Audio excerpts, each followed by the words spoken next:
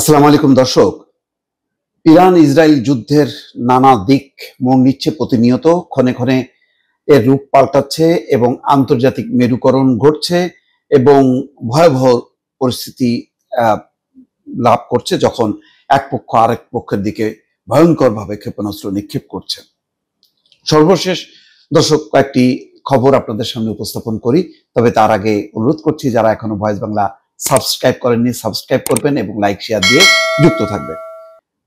খবর হচ্ছে, ইসরায়েলের দাবি ইরানের পরমাণু কর্মসূচি নিয়ে চাঞ্চল্যকর তথ্য মার্কিন গণমাধ্যমের। আরেকটি হুঁশিয়ারি করলো যে কাতার কাতার তার অবস্থান পরিষ্কার করলো এবং বলছে যে ইসরায়েল যেভাবে ইরানের পারমাণবিক স্থাপনায় হামলা করেছে তার পরিণতি হবে ভয়াবহ। আরেকটি খবর হচ্ছে, এবার ইরানের ব্যাংক হ্যাক করে তথ্য ধ্বংসের দাবি।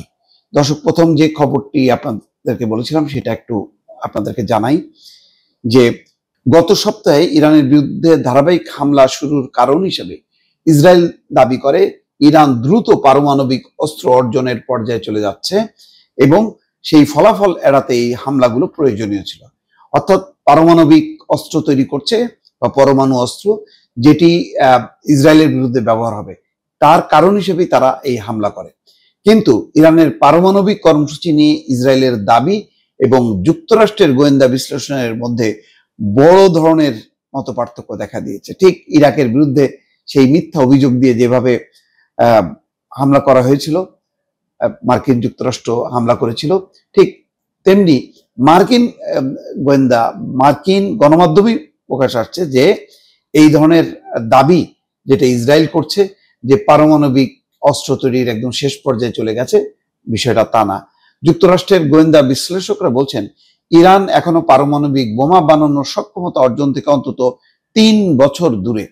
4টি স্বতন্ত্র সূত্রের বরাতে মার্কিন সংবাদ মাধ্যম সিএনএন জানিয়েছে ইরান এখনো সক্রিয়ভাবে পারমাণবিক অস্ত্র তৈরির পথে নেই, বরং তারা মূলত পারমাণবিক গবেষণা এবং জ্বালানি ভিত্তিক কার্যক্রম পরিচালনা করছে। ইসরায়েল সম্প্রতি ইরানের নাতানজ পরমাণু স্থাপনায় হামলা চালিয়েছে।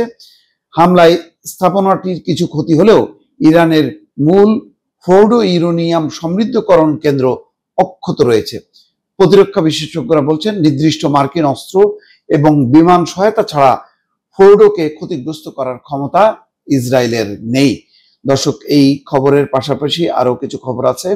কাতার কঠোর নিন্দা জানিয়েছে ইসরায়েলের হামলার এবং একে অবিবেচনাপ্রসূত পদক্ষেপ হিসেবে আখ্যা দিয়েছে, যা ভয়াবহ পরিণতি ডেকে আনবে বলে হুঁশিয়ারি দিয়েছে কাতারের পররাষ্ট্র মন্ত্রণালয়ের মুখপাত্র মাজেদ আল আনসারি। দোহায় এক সংবাদ সম্মেলনে আল আনসারি বলেন, ইসরায়েল ও ইরানের মধ্যে যুদ্ধবিরতি প্রতিষ্ঠার লক্ষ্যে আমরা কাজ চালিয়ে যাব।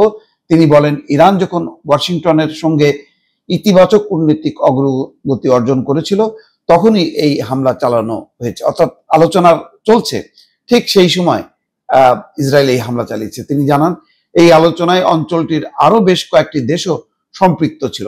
তিনি বলেন, কাতার এখনো যুক্তরাষ্ট্রের সঙ্গে মধ্যস্থতায় সক্রিয় আছে এবং একটি চুক্তির জন্য যুক্তরাষ্ট্রের ইচ্ছা রয়েছে। দর্শক, আরেকটি খবর, সেটা হচ্ছে ইরানের ব্যাংক হ্যাক করে তথ্য ধ্বংসের দাবি। সেই খবরে বলা হচ্ছে যে ইসরায়েলের সঙ্গে জড়িত একটি হ্যাকার গ্রুপ দাবি করেছে মার্কিন নিষেধাজ্ঞার আওতায় ইরানের একটি ব্যাংকের তথ্য হ্যাক করে ধ্বংস করে দিয়েছে তারা। গঞ্জেশকে দারান্দে এবং প্রেডেটরি স্প্যারো নামে পরিচিত এই হ্যাকার গ্রুপ বলছে তারা ব্যাংক সেপা সাইবার হামলা চালিয়ে যাবতীয় তথ্য ধ্বংস করেছে। যাই হোক, অনেক মিথ্যা তথ্য ছড়াচ্ছে ইসরায়েল এই সুযোগে তাদের ব্যর্থতাকে ঢাকার জন্য। এগুলি ইরান যতক্ষণ না বলছে ততক্ষণ পর্যন্ত এটার সত্যাসত্য নিরূপণ করা খুব কঠিন। এদিকে যুক্তরাষ্ট্র সুর নরম করেছে এবং তারা বলেছে আসলে নিরাপত্তার জন্যই তেহরানবাসীকে শহর ছাড়তে বলেছে তারা, অন্য কোনো উদ্দেশ্য নয়। অন্যদিকে মার্কিন ভাইস প্রেসিডেন্ট বা মধ্যপ্রাচ্য বিষয়ক যে বিশেষ দূত রয়েছে তাদের দুজনের যে কোনো একজনকে তারা ইরানে পাঠাবে এবং আলাপ আলোচনা করবে। তেহরান নতুন নতুন ক্ষেপণাস্ত্র ছুটছে, যার ফলে লন্ডভন্ড অবস্থা, দিন রাত তাদের ব্যাংকারে অবস্থান করতে হচ্ছে ইসরায়েলের জনগণকে এবং এই যুদ্ধের দায় নেতানিয়াহুর উপর চাপাবে ইসরায়েলের জনগণ এবং প্রবল বিক্ষোভের মুখে পড়বে নেতানিয়াহু, এর ব্যাপারে কোনো সন্দেহ নেই। এখন পর্যন্ত দর্শক পরিস্থিতি হলো এই, দুটি খবর হলো এই যে নতুন ক্ষেপণাস্ত্র ছুড়বে এবং আজকে রাতের মধ্যেই ভয়ঙ্কর ঘটনা ঘটতে পারে ইসরায়েলে।